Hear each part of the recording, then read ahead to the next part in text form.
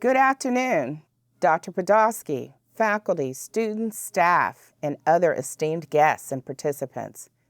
Welcome to our 2021 Annual Black History Celebration, African American Resilience and Persistence, Achieving Greatness and Breaking Barriers.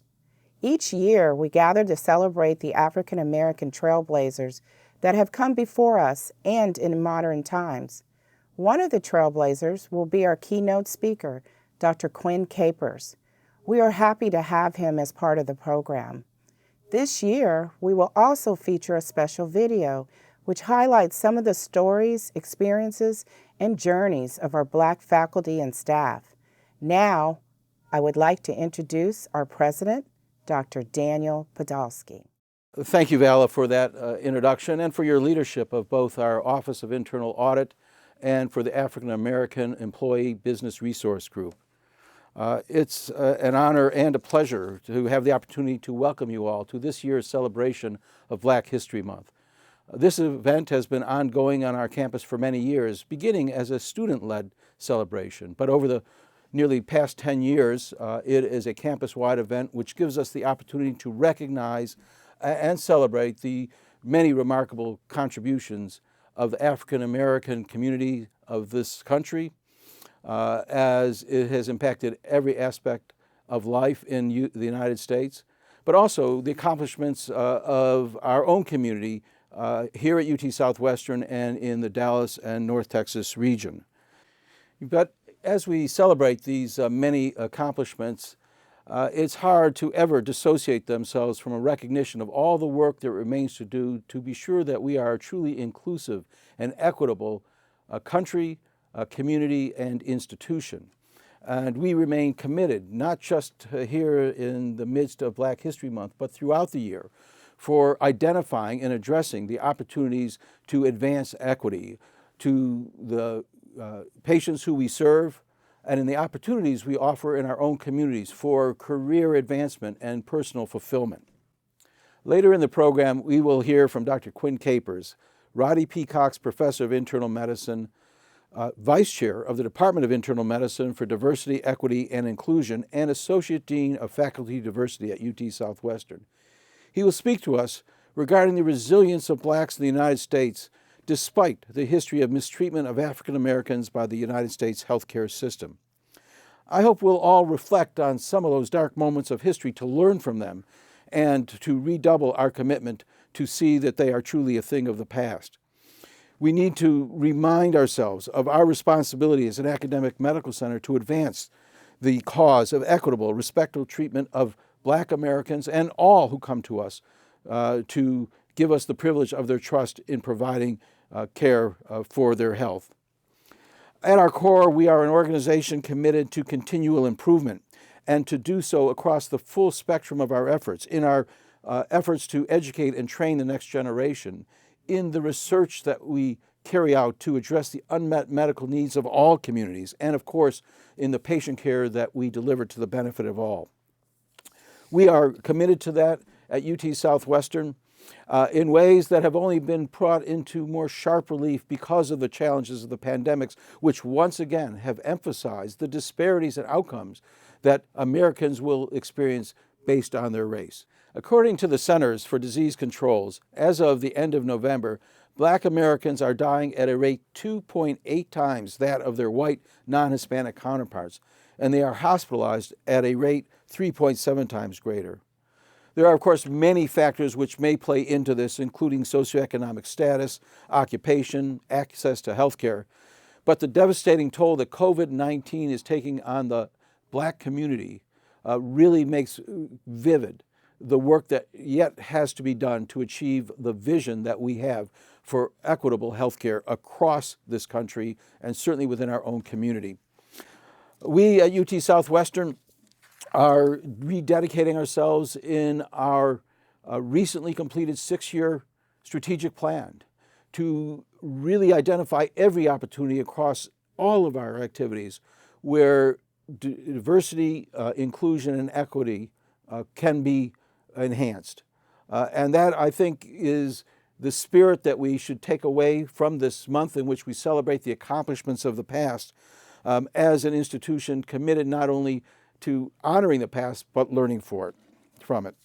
I take pride in the commitment that is made by the UT Southwestern community to achieve these high ideals.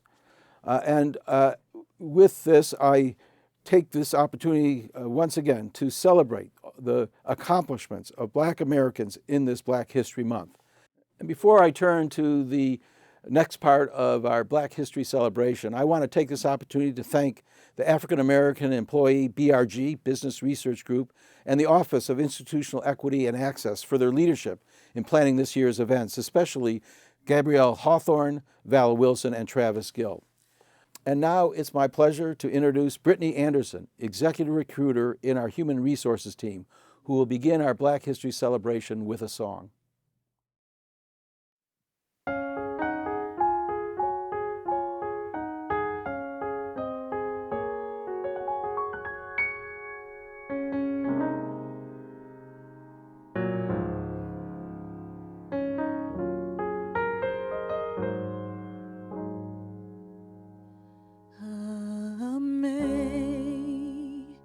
Amazing grace, how sweet the sound that saved a wretch like me. I once was lost, but now I'm found. 'Twas blind, but now I see.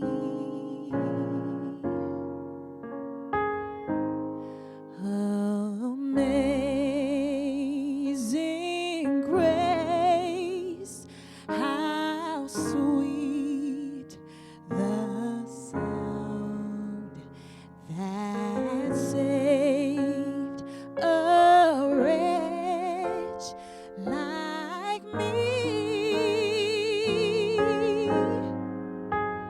I once was lost, but now I'm found.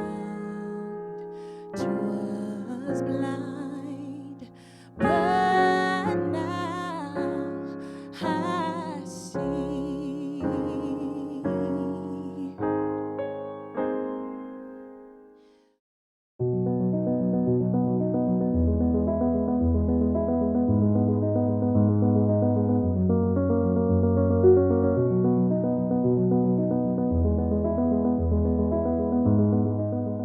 Black History Month is our collective time to celebrate the achievements of African Americans and those of the African diaspora, and recognize their central role in U.S. history. Although Black history should be shared and celebrated year-round, the question often posed is, why do we celebrate Black history in February? The story of Black History Month begins in 1915, half a century after the 13th Amendment abolished slavery in the United States. That September, the Harvard-trained historian Carter G. Woodson and the prominent minister Jesse E. Moreland founded the Association for the Study of Negro Life and History, an organization dedicated to researching and promoting achievements by Black Americans and other peoples of African descent. That group sponsored a National Negro History Week in 1926, choosing the second week of February to coincide with the birthdays of Abraham Lincoln and Frederick Douglass. The event inspired schools and communities nationwide to organize local celebrations, establish history clubs, and host performances and lectures. By the late 1960s, thanks in part to the Civil Rights Movement and a growing awareness of Black identity, Negro History Week had evolved into Black History Month in many parts of the country. Black History Month, as we know it today, was officially recognized in 1976 by President Gerald Ford, who called upon the public to, quote, seize the opportunity to honor the too often neglected accomplishments of Black Americans in every area of endeavor throughout our history. As President Barack Obama said in a 2016 speech, Black History Month shouldn't be treated as though it is somehow separate from our collective American history. It's about the lived, shared experience of all African Americans, high and low, famous and obscure, and how those experiences have shaped and challenged and ultimately strengthened America. At UT Southwestern, we have our own unique celebration of African American history and a special focus on the pioneering Black physicians and medical providers who shaped our growth into the 21st century. In the mid-20th century, Jim Crow laws were still in place in the United States. As it was across most of the nation, Black doctors in Dallas were not allowed to be on medical staff of Parkland, St. Paul, Baylor, or Methodist hospitals. As such, they were unable to provide modern hospital treatments for their patients, and they were excluded from hospital-sponsored educational programs. Black students were also excluded from Dallas colleges, Southwestern Medical College, and even the Dallas Public Library. At this time, the only hospital facilities available to African American physicians in Dallas had been the Pinkston Clinic, a 15-bed clinic operated in historic Freedmantown, Dallas. In 1954, St. Paul Hospital became the first in Dallas to admit African American physicians to practice. The 5 physicians admitted were Dr. Lee G. Pinkston, Dr. Frank H. Jordan, Dr. Joseph R. Williams, Dr. William K. Flowers, and Dr. George L. Shelton. All of this occurred 8 to 10 years before the passage of the Civil Rights Act in 1964. Dr. Emmett J. Conrad, an acclaimed African American surgeon who came to Dallas in 1955, was quoted as saying, "St. Paul opened its doors before the hospitals in Chicago, New York, San Francisco, and all the so-called bastions of liberty." As we honor the legacy of the great pioneers that opened so many doors for African American scientists and medical providers throughout our region and nation, we want to honor all of the individual journeys of African American employees, patients, and visitors that have made this institution great. The theme of this year's Black History Month program is African American resilience and persistence, achieving great things and breaking barriers. We decided to center our program around this theme because we wanted to honor the pioneers of our past while celebrating the change agents of our future. During this time, we want to pay special attention to the stories, experiences, and journeys of our Black faculty and staff. Now, this year has been one none of us could have predicted or prepared for. COVID-19 has had a disproportionate impact on many communities of color. Coupled with the compounding effects of xenophobia, police brutality, as well as economic and political stress, communities of color are experiencing heightened trauma. What we know from our history books and the stories of our grandparents, however, is that we are a people and a community that will always persevere. This Black History Month, we want to showcase stories of persistence, resilience, and Black brilliance. You will hear from those who were the first at UT Southwestern and how they're working to ensure they aren't the last. Today, we celebrate the fact that the Black community persists and thrives because of, not despite, our identity.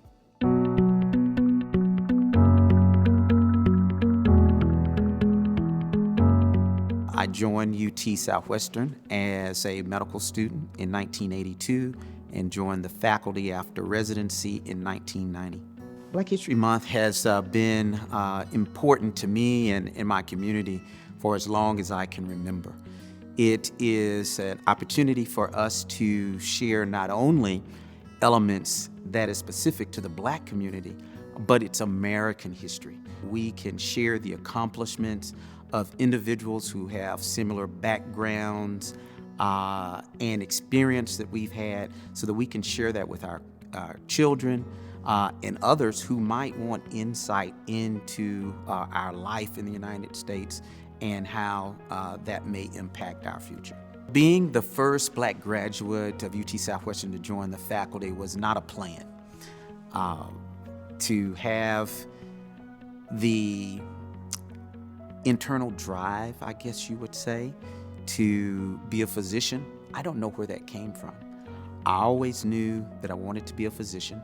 My childhood physician is Dr. George Shelton, And I did not know for several years of the contribution he made to the black community in Dallas. He was a group of 5 black physicians that broke the medical color line in Dallas by joining the medical staff at St. Paul Hospital. We're very fortunate that the Daughters of Charity out of St. Louis thought it was important to have members of the African American community on the staff, and they could bring their patients to St. Paul. That happened in 1954. And when I saw some of the images of Dr. Shelton, Dr. Williams, Dr. Pinkston, and others, it was important that they had the professional foresight to say, I wanted to be a part of that first group that integrated a non-black hospital in Dallas. Pinkston Clinic was a collection of dedicated black physicians in the 50s, and I was at the later portion of that, born being a child of the 50s. That clinic was 3 blocks from my house, and you had a number of primary care physicians at that point. You had surgeons, you had all of these resources in the black community, for the black community, to take care of the needs of individuals who had those normal healthcare issues and found limited opportunities in Dallas to see physicians, but to have a clinic for the people, by the people, taking care of the people was very powerful. So I'm a child of the 50s, and at that point, there were certain social dynamics that did not allow African American patients to have medical care in the same locations as other individuals in society. So being a child of the late 50s, I always tell people I was born at a Parkland facility because African Americans were either delivered in the basement of Parkland or in a side building. We did not have access to the regular wards. They had segregated wards, and black patients just weren't allowed to deliver their children in the normal parts of the hospital. That has evolved over time. Now you see Parkland as a place where anyone who has a need can deliver in any of the clinical spaces. And I think that is truly indicative of the advances we've made in terms of healthcare access to communities who have been marginalized, under-resourced over the years. There are ancestors who prayed for me, prayed for this day that I will never know. Those individuals who survived the Middle Passage, those individuals who made it through slavery, who had child separation through slavery, the black codes, Jim Crow, segregated schools, they need to know that their history is woven deep within themselves. It's not necessarily easy to point out something in their genetic code that gives them that resilience, but it is important that you have someone who has lived the same tracks and has exhibited some of the same potential that I had in the 50s. It was true in the 60s, 70s, and it's true in 2021.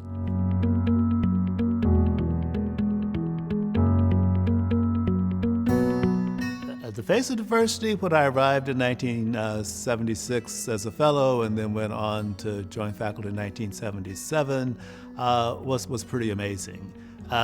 For UT Southwestern, the number of women was really very small, and the number of African American students even smaller. And amazingly, the number of Mexican American students smaller than that. And so it really did not look like a very diverse community. I think one of the great things that I found was the opportunity, along with Dr. Sprague and Dr. Byron Williams, for whom the Student Center is named, and Dr. Urge Johnson, to really put together asking the question, in terms of why there was not more diversity, and being given the challenge to try to change that trajectory for our institution.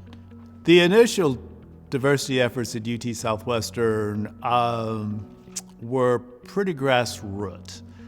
The pivotal event, I think, that took place here at UT Southwestern, and Dr. Ann Race, who was a psychiatrist on faculty at that time, worked with me, is that we carved out a time on Wednesday afternoons where students could choose any sort of activity, community-based activity that they would like to do.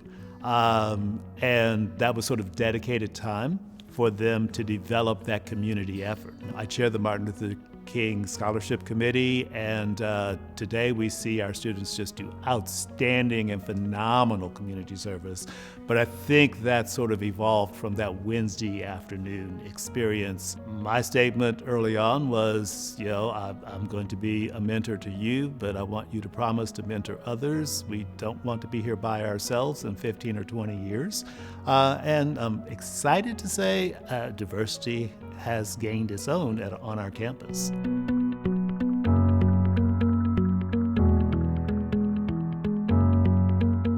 It's my greatest joy being involved with the students. That was the highlight of my days, the engagement with the students, being able to communicate with them during their highs and their lows. So I really feel like that I've pursued my passion. I can recall when there were times during the admissions process of having only one minority student matriculate into the class, and that being a biracial student. And now I can truly say to this date that that number has increased immensely. I remained at UT Southwestern because of the environment, the support from the faculty that supported my growth and development here at the institution.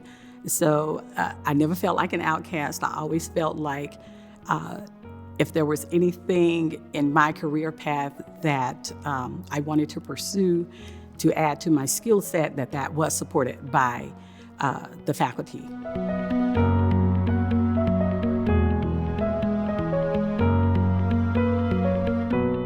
When I got here 17 years ago, of course, the campus was much smaller than it is now, perhaps half the size that it is now. And when I looked to leadership, I didn't see anyone who looked like me.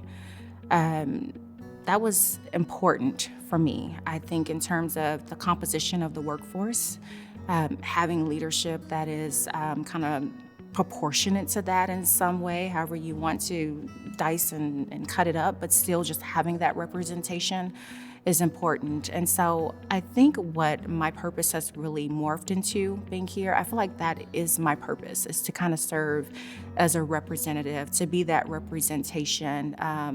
The struggle of not being able to see people that look like me, who may have shared in similar experiences, not having those mentors that I can kind of call upon when certain situations happen.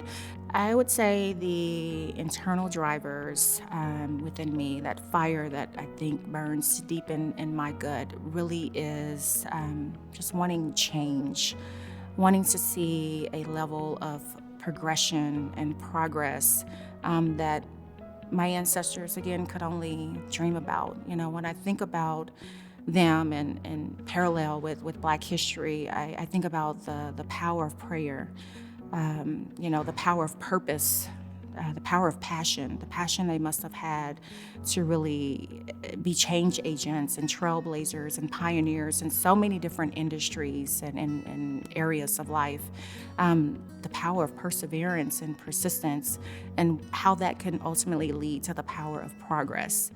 We are truly standing on the shoulders of greatness. Join us this Black History Month and every month in honoring the everyday people who continue to do extraordinary things.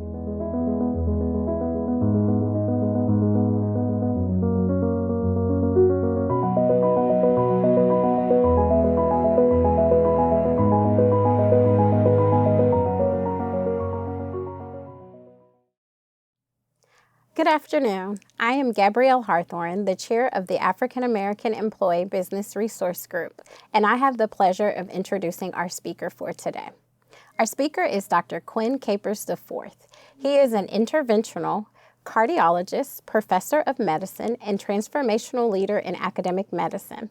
His clinical expertise includes caring for acute coronary syndrome patients and performing cardiac interventions from the radial artery in the wrist.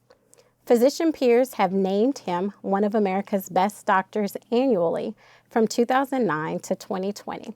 And in 2019, he was elected into the Ohio State University Society of Master Clinicians. A graduate of Howard University and the Ohio State University College of Medicine, Dr. Capers completed his residency and fellowship training at Emory University.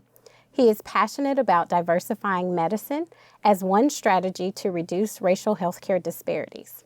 From 2009 to 2019, he served as the Dean for Admissions at OSU. Under his leadership, the school had the second highest enrollment of African Americans among the nation's 152 majority-race medical schools, while the average MCAT score of entering classes remained above the 90th percentile. He led the first study to document the presence and extent of unconscious racial bias in medical school admissions and has moderated implicit bias mitigation workshops around the country. He also led a dramatic turnaround in the diversity of OSU's cardiology fellowship training program, leading it from a program that had not trained a single Black cardiologist for over 50 years to one that is now recognized as a leader in diversity in cardiology. He was appointed the chair of the American College of Cardiology's Diversity and Inclusion Committee in 2020. Dr. Capers speaks widely in the U.S. and internationally on diversity, racism, and bias in medicine. In 2020, he joined the faculty at the University of Texas Southwestern Medical School as a professor of medicine, the Associate Dean of Faculty Diversity, and the inaugural Vice Chair of Diversity, Equity, and Inclusion in the Department of Internal Medicine. Please join me in welcoming Dr. Capers. Gabrielle, thank you for the introduction. It really is an honor for me to be here with you today. I want to talk to you about persistence and resilience and our journey to greatness. So happy to be with you here for this Black History Month presentation. I'd like to start here with this piece of art. That's a very important piece of art to me. One of the reasons it's so important is because my daughter is the artist. But I want to take you through what you're looking at here. What you see is a Black physician, and that Black physician is being crushed by two forces. When he looks to his right, he sees a deadly virus that is disproportionately killing people in his community. And when he looks to his left, he sees racism, here evidenced by police brutality that is disproportionately killing people in his community. And in the background, cities are burning as people are protesting and marching. This is what it has felt like to be a Black physician in America in the last 12 months. This is Black history, and this is what we're talking about. But since it's Black History Month, I want to start with a little personal Black history, if you will. And I want to remind you of what you probably already know, and that is it wasn't too very long ago that Black physicians in this country were denied hospital privileges.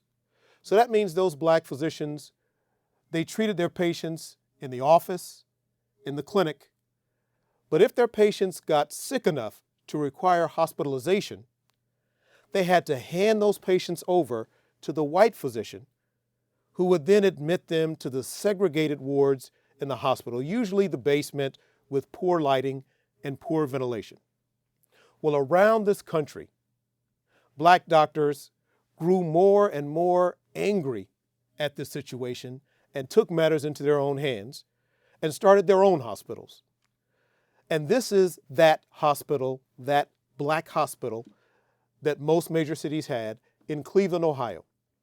It only existed for 20 years, but for that bright, shining moment, it was where Black Cleveland went to get their health care and where Black doctors had full hospital privileges. It was called Forest City Hospital, and I'm very proud to have been born in this hospital. And a few years ago, I had an incredible opportunity that most people don't have in their lives. I had the opportunity to meet and shake hands with the doctor who delivered me. This is Dr. S.Q. Crawford, one of those black physicians practicing at Forest City Hospital in Cleveland, and what a pleasure it was to meet him. So that is Black history. And that is my first piece of Black history, being born in a hospital that itself was born out of a spirit of resistance. And then when I was maybe not more than a year old, a toddler, my birth city of Cleveland introduced me to another aspect of resistance and Black history, and that is the race riot. The Huff neighborhood on the black side of town in Cleveland erupted in 3 days of riots in the late 60s. Here's how it started.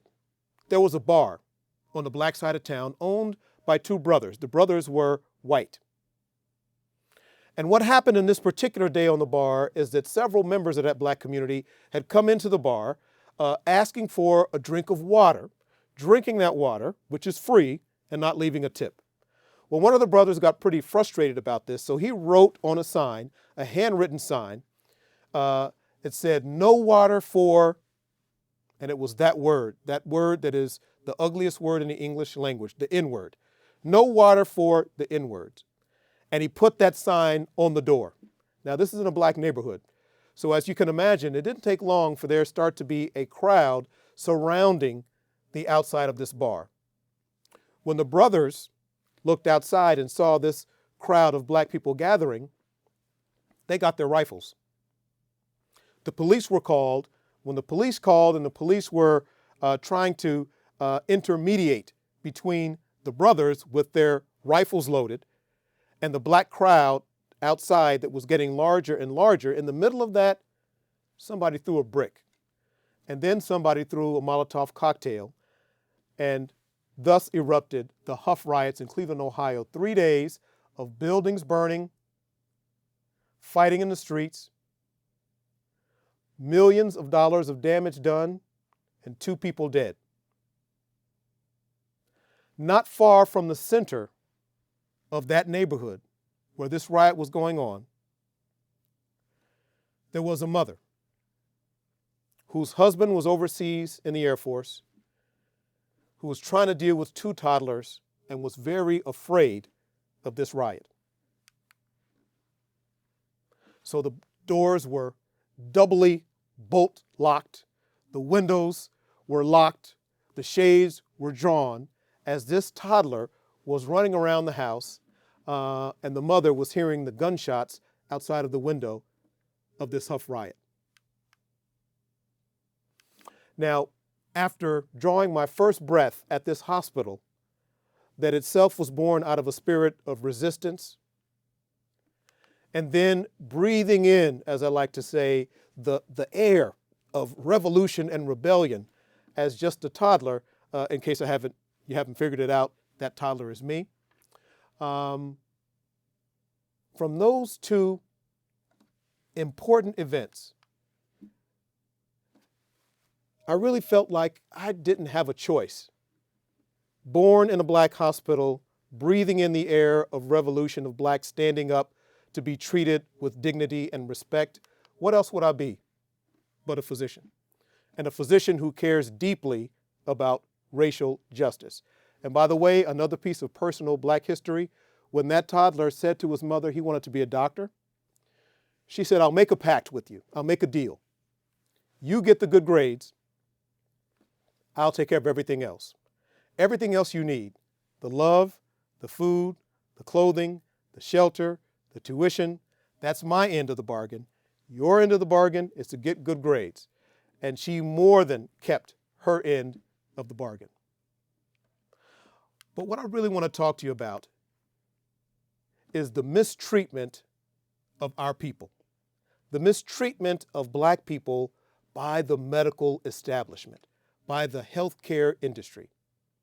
Through 400 years of first slavery and then Jim Crow and then uncivil rights, the medical establishment has mistreated Black Americans. Here's one example. This is a letter from the admissions office at Emory University in 1959. And they are saying to this applicant, "I am sorry I must write you that we're not authorized to consider for admission a member of the Negro race." Imagine getting that letter when you've applied to medical school, saying, "I'm sorry, we just can't admit black people." Now, this is Emory University. I've got a lot of love in my heart for Emory University. It's one of my alma maters. It's where I did my residency and several fellowships. But the fact is that even if Emory disagreed and wanted to admit this young man, they couldn't, because there was a state law in Georgia prohibiting them from admitting a black person to their medical school. So think about it. When whole states had laws that you may not admit this black person to your medical school, the long shadow of that racism still affects us today. I want to tell you a little bit more about that long shadow of racism. And that long shadow of racism is reflected here. And I want to ask you another question. I want to ask you, what would you think if you received a letter from the government, in this case, the Macon County Health Department in Macon County, Alabama, telling you that they want to meet you to treat you for bad blood and that you will get special treatment? There's that word again, treatment. Treatment, free treatment, special treatment. Remember, this is your last chance for special free treatment. What would you think? You will probably think for your condition, which happened to be syphilis, that you were going to get treatment. But this is the letter sent out to the black men who were the subjects of the Tuskegee study of untreated syphilis in Negro males, a 40-year study funded by the Venereal Disease Section of the U.S. Public Health Service, which is still around today, only its name has changed. Today we call it the Centers for Disease Control. So this is a 40-year study by the Centers for Disease Control in which the physicians and researchers were curious. In a meeting, it is documented, as they were discussing this study, one of these doctors said, "You know, every time we see a case of syphilis, we treat it. Wouldn't it be interesting to do a study where we didn't treat it? Because we don't really know what happens with untreated syphilis." And another person in the room, another doctor or researcher, said, "Well, you'll never get a study like that done. There is no way that anyone would consent to be in a study where they have a disease, we have the treatment for the disease, but we don't give them that treatment." So that was a dilemma. And somebody in the room said, "You know what? I've got it. How about if we don't tell them? How about if we don't tell them that they're not being treated?" Thus was born in that room the Tuskegee experiment. Now, you might have heard of it, but I want to give you a little more detail. This was a funded study to see the long-term effects of untreated syphilis. 399 African-American men infected with syphilis in the Tuskegee, Alabama area were recruited to be in a special government study where they were going to receive, according to the documents, special free treatment. But in fact, no treatments were given. The purpose of the study was to see what happens if we don't treat it. Just how bad can this get? And in fact, these men were imprisoned in the study because when some of them noticed that they were getting sicker and sicker and tried to go to the next county to get treated, they were greeted at the front door of the doctor's office saying, "I'm sorry, your name is on a list that you're in a special government study. I cannot treat you." These are real images from the Tuskegee study. These black men, these hardworking fathers, husbands, who were gathered up annually for an exam and for blood tests and spinal taps to see what is the long-term effect of untreated syphilis. We learned a few things. We learned that untreated syphilis leads to brain damage and dementia. We learned that it damages the heart valves. And we learned that it causes aortic aneurysms. That thing you see in the middle of the screen is the aorta, the major artery running down the center of your body. And that ballooned out area is a weak spot called an aneurysm that if it ruptures, which they tend to do, you'll bleed to death within minutes. Here are some of the men in the late stages of the study. The aftermath of this study was that 28 died directly of non-cardiac causes of syphilis. 100 died of cardiovascular complications of syphilis. 40 wives were infected. 19 children were born with syphilis infections of the brain and spinal cord. And this led to, when there finally was a whistleblower after 40 years, it led to the creation of the modern day institutional review boards. So these are committees on hospitals that are designed to protect patients. You cannot do research on human subjects unless it is approved by your institutional review board. But the most damage that was done was this lingering mistrust of the healthcare system. Now, I've taken the time to give you details about one of these studies, the Tuskegee study. It was not the only one. But here's another one, 20 years later. Remember, one of the things that came out of that Tuskegee study was the formation of these institutional review boards. Let me tell you about another study that was performed in 1992, 20 years after Tuskegee. In this study at Emory University, and Emory University, where I did my training, has some similarities to the University of Texas Southwestern, because Emory University has a university hospital, and they have their own Parkland. They have Grady Memorial Hospital, which is one of these mammoth county hospitals, safety net hospitals in Atlanta. This study done by Emory faculty at Grady Hospital was set up this way. In the walk-in clinic, or the urgent care clinic, where patients would sometimes have to wait for hours, the investigators designed a study where they would approach these patients and say to them, and most of these patients were poor black people, and they would say to them, we're doing a study, we're looking for the prevalence of an asymptomatic sexually transmitted disease. You may have it. We don't know if you do, but we just simply want to do a urine sample. For your inconvenience, we'll give you a $10 bill. So many of these people thought, well, I'm sitting here waiting for hours to get my blood pressure medicine refill or to get my sprained ankle looked at. You mean all I've got to do is urinate in this cup and I get that crisp $10 bill? I said, yes, that's all you have to do. We're looking to see if you have a sexually transmitted disease. So many of the men and women decided to be in the study. They gave the urine sample, and then the researchers took that urine sample and they tested it for cocaine.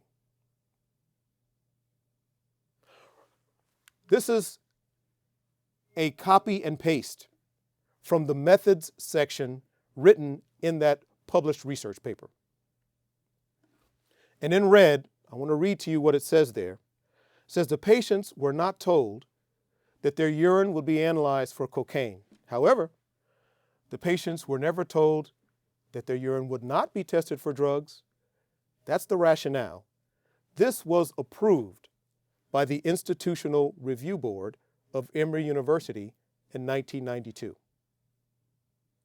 I wonder if, like the Tuskegee study, there were no black doctors or researchers in the room when they had that conversation I told you about.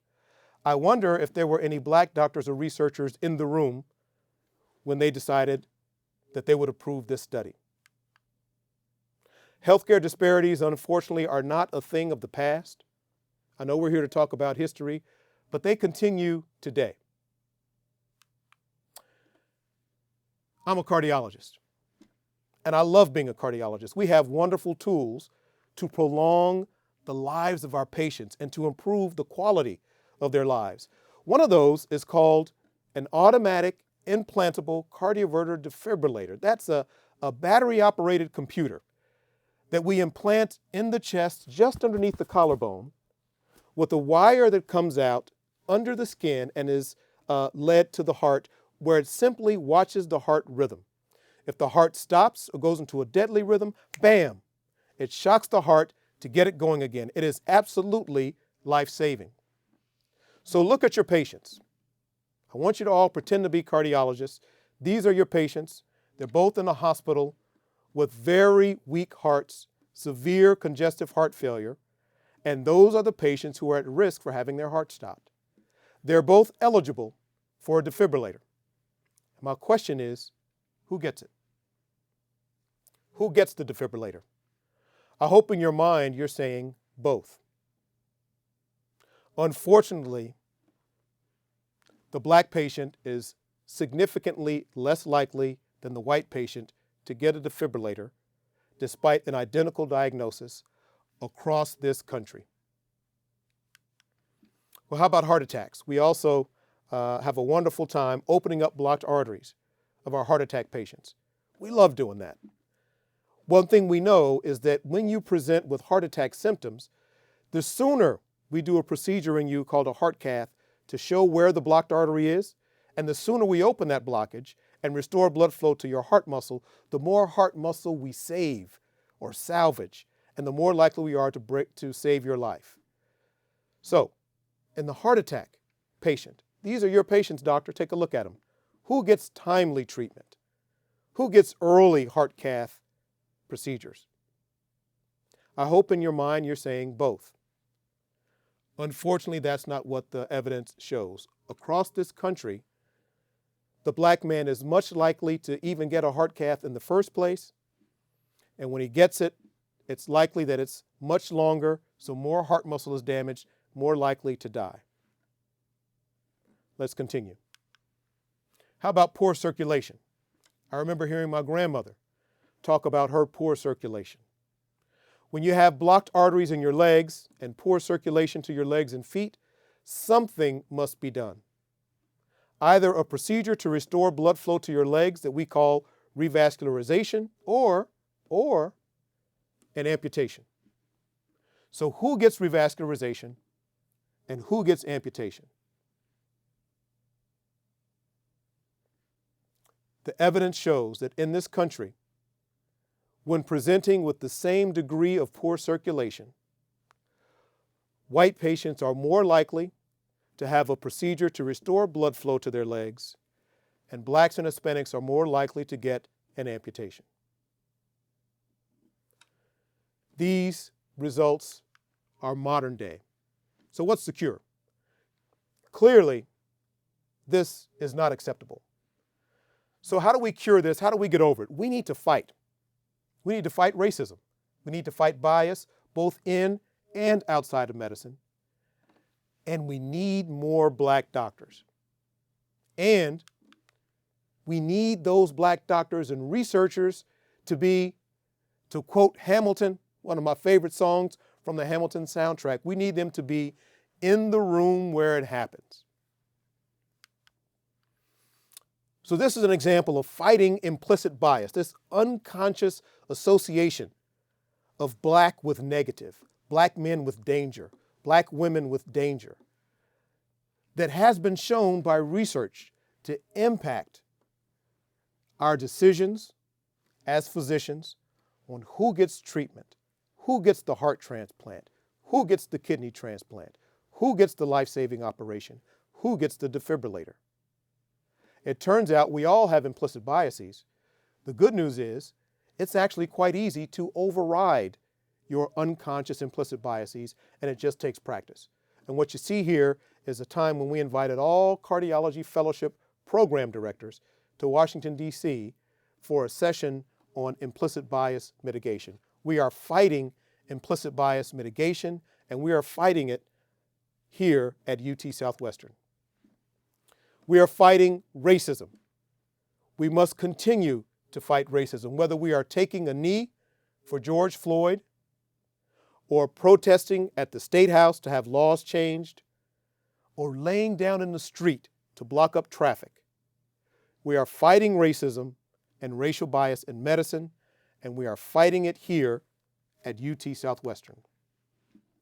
We need more black doctors. That's an order, and we need it stat. So that means we need to reach out to the children, to the fourth graders showing you their certificates, to the high school students practicing CPR on a mannequin, to the medical students who in a short period of time will be doctors. We are getting you more black doctors. Hold on, help is on the way. But these black doctors and researchers need to be, as I said, in the room where it happens. This is a picture of a demonstration course on coronary angioplasty. That's the procedure where doctors take a tiny balloon, advance it from a peripheral artery up to the heart, find the blocked heart artery, expand that balloon, and open up the artery. If that's done during a heart attack, it restores blood flow.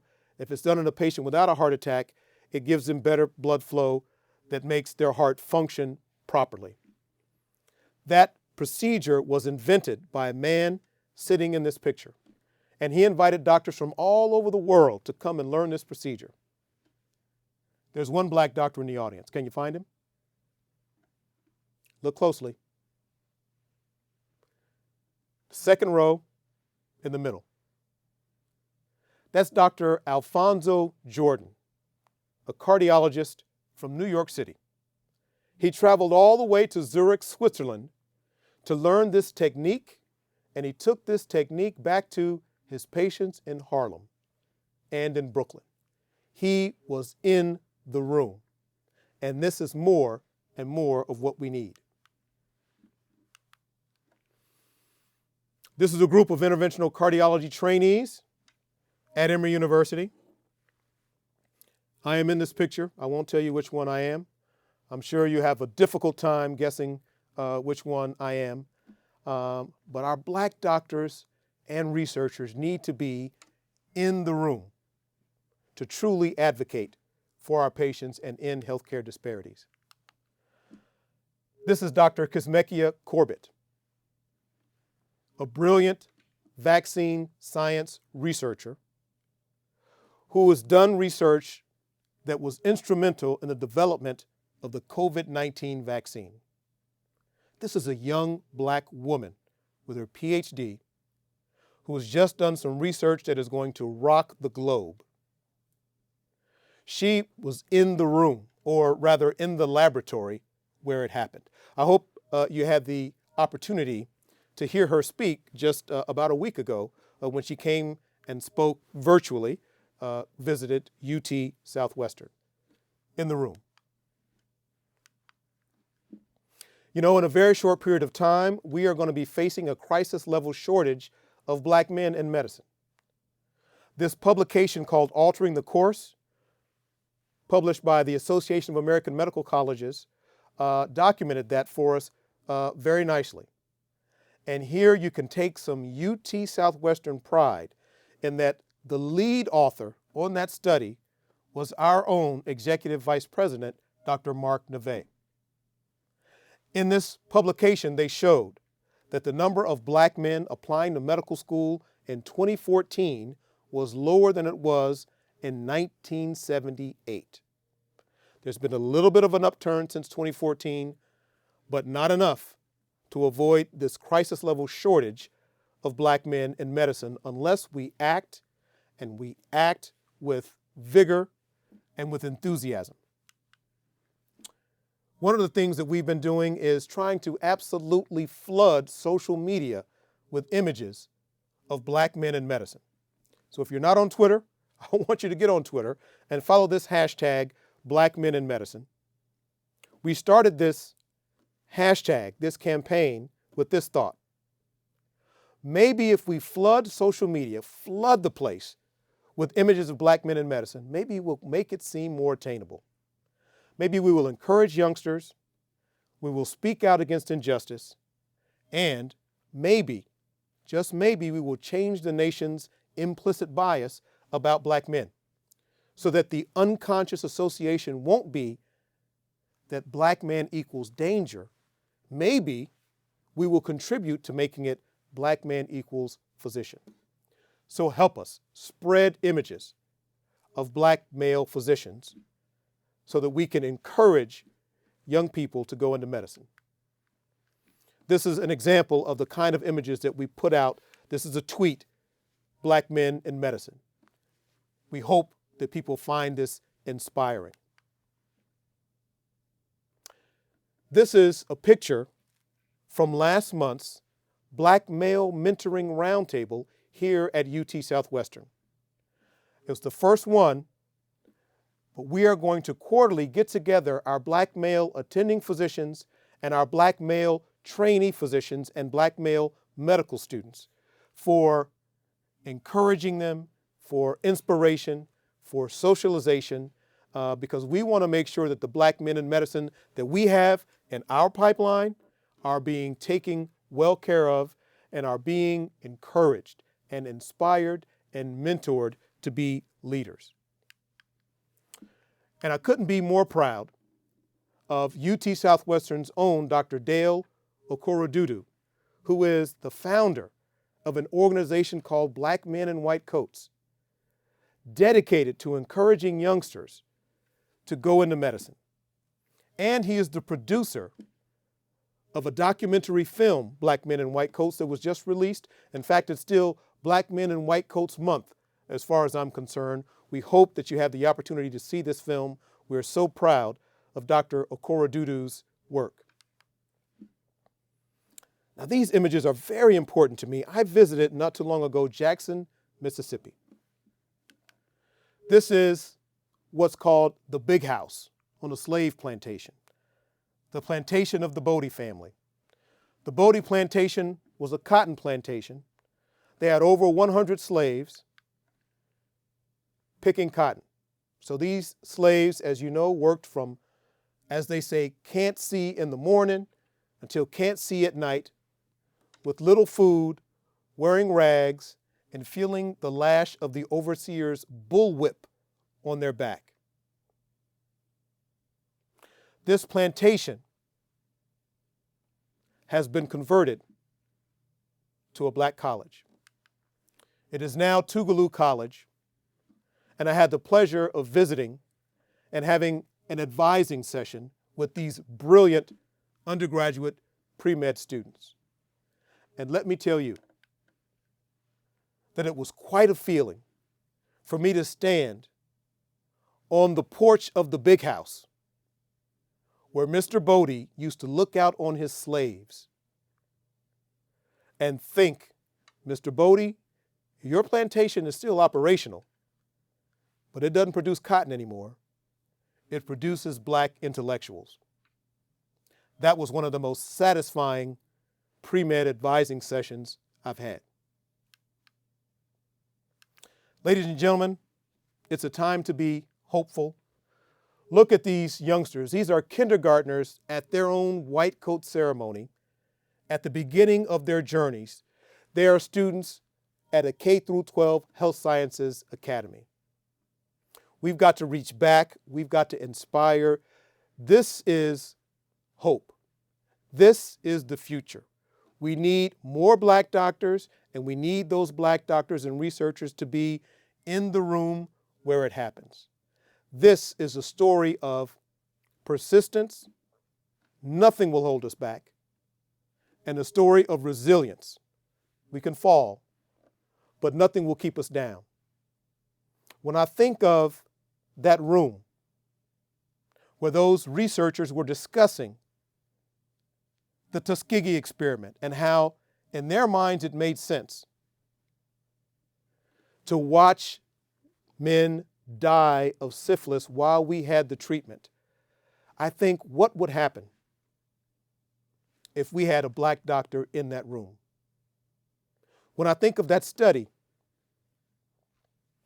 where researchers in a room thought it made sense to deceive black patients at a county safety net hospital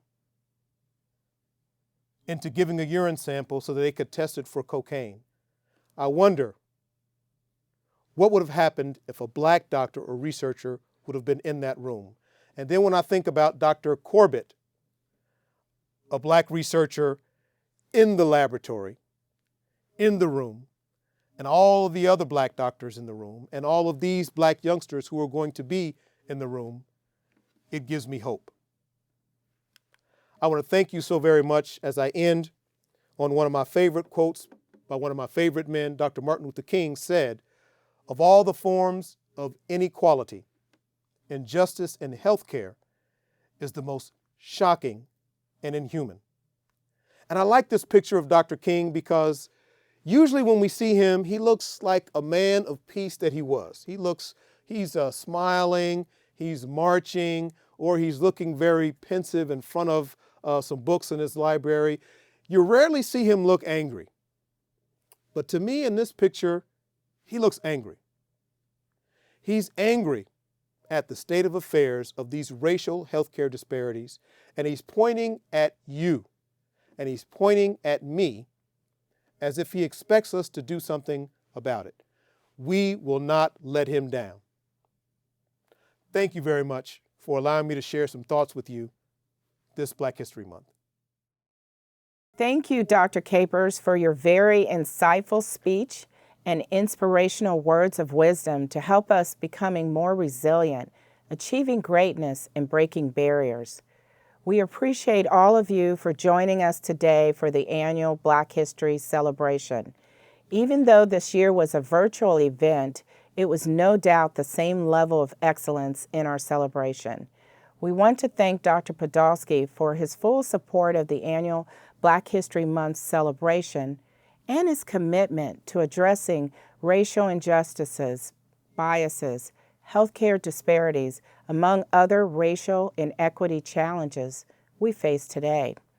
We also want to thank Dr. Mark Neve, EVP for Institutional Advancement, those participating in the program, Brittany Anderson, Gabrielle Hawthorne, Travis Gill, Marlette Jackson, Dr. James Griffin, Dr. Drew Alexander, Shishay Adams, Greta Epps, for sharing your insights on the video. We also would like to thank the Office of Institutional Equity and Access, Division of Diversity and Inclusion, and the African American Employee Business Resource Group.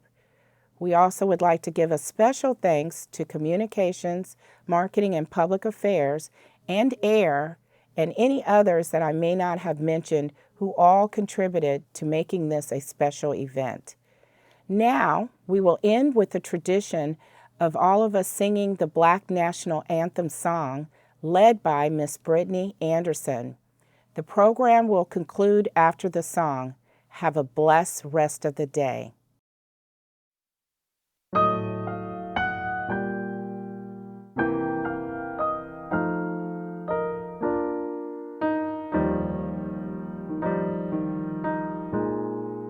Lift every voice and sing till earth and heaven ring with the harmonies of liberty. Let our rejoicing rise high as the listening skies. Let it resound loud as the rolling sea. Sing a song full of the faith that the dark past has taught us. Sing a song full of the hope that the present has brought us, facing the rising sun of our new day begun. Let us march on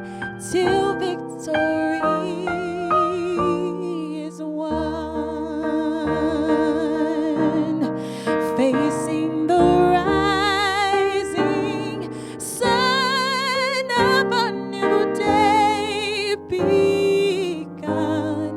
Let us march on till victory is won. Let us march on till victory is won. Let us march on till